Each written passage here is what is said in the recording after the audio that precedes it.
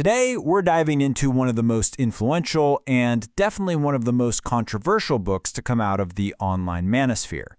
This is our explainer on the rational male. So let me start with a question. What if the rules of dating, the ones you've been taught your whole life, were actually designed for you to lose? That's the provocative idea at the core of Rollo Tomassi's book. It claims to offer a radical, and for a lot of people, a pretty jarring perspective on how gender dynamics really work. The author himself even asks readers to kind of clear their heads before they start. He writes, "What you're about to read here are very radical concepts. So in that spirit, that's what we're going to do. We're just going to explore the world as the book presents it, purely as an explainer." All right, so where does the book begin? It starts with this big diagnosis of the modern world. It argues that the central problem we're all dealing with is that society operates under something it calls the feminine imperative. So what is that exactly? Well, the book defines the feminine imperative as a social system where all the norms, all the expectations for men are really structured to serve female goals and realities first. The author even compares it to the Matrix from the movie, this idea that men are conditioned to serve a reality that isn't really their own. And if that's the system, who's the product? The book gives him a name, the average frustrated chump, or AFC for short.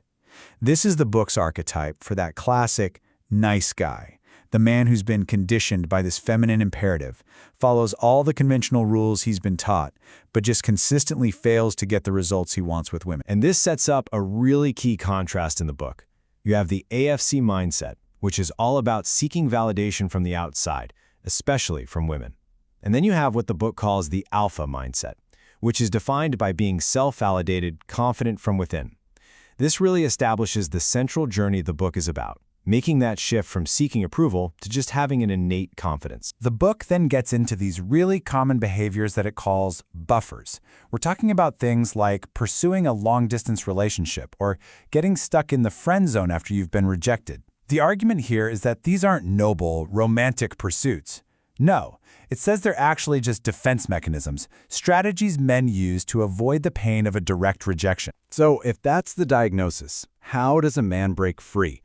Well, the turning point in this whole journey is what the book calls unplugging, or taking the red pill. And that means accepting a set of what it presents as pretty harsh, uncomfortable truths about the world. Right at the center of all these truths is a huge concept called hypergamy. This is the book's core theory. It's the idea that women are driven by a deep evolutionary instinct to find and secure the highest status male that they can possibly attract and keep. Tomassi argues this is the primary driver of female mating strategy, whether it's conscious or not. And the book is incredibly blunt about this. This quote really captures that stark view. It says, "Hypergamy doesn't care about your sincerity. Hypergamy doesn't care how great a guy you are. Hypergamy doesn't care if you never saw it coming." The argument is that this drive is like a force of nature, operating completely independent of a man's good intentions or his feelings. This leads directly to one of the book's most important cardinal rules. You absolutely cannot negotiate genuine desire. It argues that if you try to bargain for attraction, by doing favors or making promises, all you'll ever get is what it calls obligated compliance. You're not getting real, authentic passion. Okay, so once a man has this new awareness, what does he actually do? Well, the book moves on to offer a practical toolkit for navigating what it sees as this new reality. And here we get to a really well-known concept from the book, plate theory. It's the practice of dating multiple women non-exclusively, or spinning plates as it's called. The whole goal here is to build an abundance mentality for yourself, and in doing so, project higher value by showing that your time and attention are a scarce, valuable resource. To explain the logic here, the author uses this really provocative line. He writes, "Women would rather share a high-value man than be saddled by a faithful loser." The argument it's making is that demonstrating high value, which plate theory is designed to do, is fundamentally more attractive to women than just offering faithfulness by itself. So how do you do it? The book breaks it down into 3 core ideas. First, you have to foster abundance, which means you're always creating new options for yourself.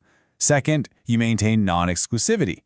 And interestingly, it says you should imply this, not necessarily announce it. And third, and this is crucial, you have to be willing to let plates fall. That means not clinging to any one woman, which just reinforces that whole abundance mindset. But here's the thing. All these tools and theories, they're presented as a means to an end. According to the book, the ultimate goal isn't just to change your actions. It's to fundamentally change your internal state of mind. You see, the book argues that alpha isn't about being a certain physical type or having a certain job or a certain amount of money. It's a mindset. And to illustrate this, the author uses a pretty unlikely example, Corey Worthington, that Australian teenager who got famous for being so unapologetic during a TV interview about his out-of-control party. And here's the logic the book applies. Tomassi writes, Corey's not a better man than you are, however, he understands alpha better than you do. The point isn't that you should be like Corey, not at all.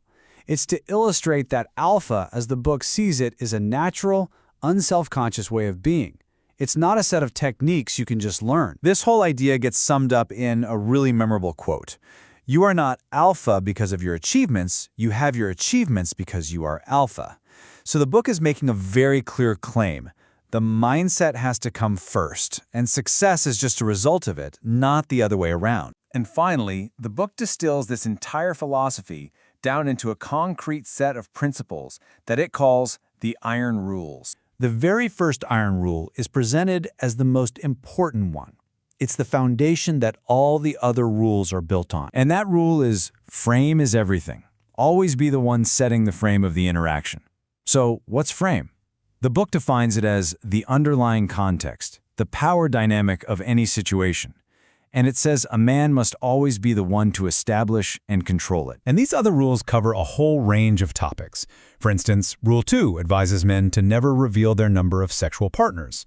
Rule 5 cautions against ever allowing a woman to be in sole control of birth control, and Rule 9 commands you to never self-deprecate, under any circumstance. As you can tell, they're all presented as these really rigid, uncompromising principles. So, the rational male offers one very clear and very controversial answer to the big questions about modern gender dynamics. And the book's ideas leave us with a final thought to consider. As all the old rules for relationships continue to fade, who gets to write the new ones?